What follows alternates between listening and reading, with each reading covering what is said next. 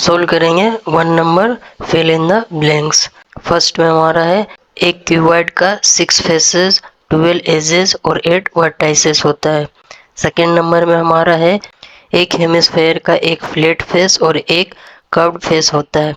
Third number में हमारा है एक स्क्वायर पिरामिड का 5 फेसेस, 8 एजेस और 5 वर्टाइसेस होता है। और फोर्थ नंबर में हमारा है ए पेंटागोनल प्रिज्म का 7 फेसेस, 15 एजेस और 10 वर्टाइसेस होता है। अब आगे बढ़ते हैं क्वेश्चन नंबर 2 के लिए।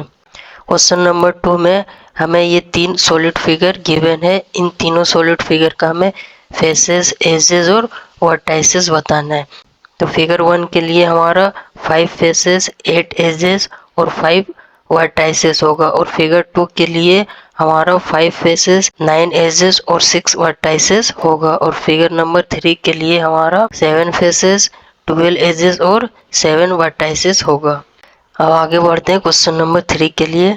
हमें इन सॉलिड फिगर के लिए नेट्स मैच करना है।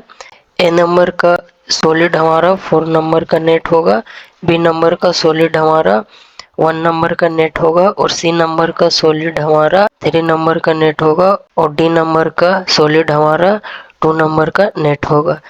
अब आगे बढ़ते हैं क्वेश्चन नंबर 4 के लिए। क्वेश्चन नंबर 4 में हमें 3 नेट्स गिवन है। इन तीनों में से कौन कौन सा नेट्स क्यूब बना सकता है वो हमें बताना है।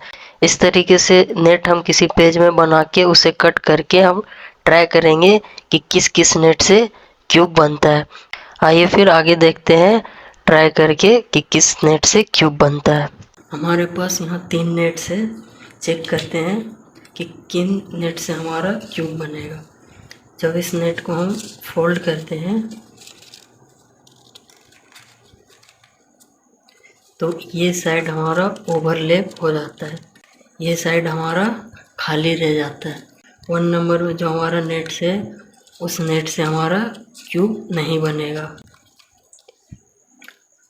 2 नंबर में जो नेट है उस नेट को हम अगर फोल्ड करते हैं तो फोल्ड करने पे ये हमारा क्यूब बन जाता है। तो 2 नंबर का नेट से हमारा क्यूब बन जाएगा। और 3 नंबर में जो हमारा नेट है इसको अगर हम फोल्ड करते हैं तो इस नेट से भी हमारा क्यूब बन जाता है। 2 नंबर और 3 नंबर नेट से हमारा क्यूब बन जाता है और 1 नंबर नेट से हमारा क्यूब नहीं बनता है। तो आंसर में से हम लिखेंगे the nets 2 and 3 can be use to make cube. Question number 4 के लिए हमारा ये सोल्यूशन हो गया। अब सोल्व करेंगे आगे क्वेश्चन नंबर 5। क्वेश्चन नंबर 5 में हमारा है डाइस क्यूब्स होता है और डाई के सभी फेस पर डॉट्स बना होता है। अगर एक डाई के अपोजिट फेसेस के डॉट्स को जोड़ेंगे तो 7 होगा। यहाँ पर 2 नेट्स गिवन है। इन नेट्स में हमें ए, बी और सी का वैल्यू फाइंड करना है। इन दोनों नेट्स को फोल्ड करके डाई बना लेंगे और फिर हम आसानी से ए, बी और सी फाइंड कर लेंगे। तो आइए इन नेट्स को हम फोल्ड करके डाई बना लेते हैं। हमारे पास यहाँ एक डाई है। इस डाई के अपोजिट फेसेस को अगर हम सम करेंगे तो 7 होगा। 6 और इसके अपोजिट में हमारा 1 है। 6 और 1 7 और इस साइड हमारा 4 है और 4 के अपोजिट में हमारा इस साइड 3 है। 4 + 3 7। हमारा इस साइड में 2 है तो इसके अपोजिट में हमारा 5 है। 5 + 2 7। क्वेश्चन नंबर 5 में हमें ए, बी और सी फाइंड करना है। यहाँ पे हमने ए, बी और सी का वैल्यू लिख लिया है। फोल्ड करके देखते हैं कि हमने वैल्यू सही लिखा है या फिर नहीं। पहले इस नेट को फोल्ड करते हैं। इस फेस पे हमारा 4 है तो इसके अपोजिट में हमारा 3 होना चाहिए।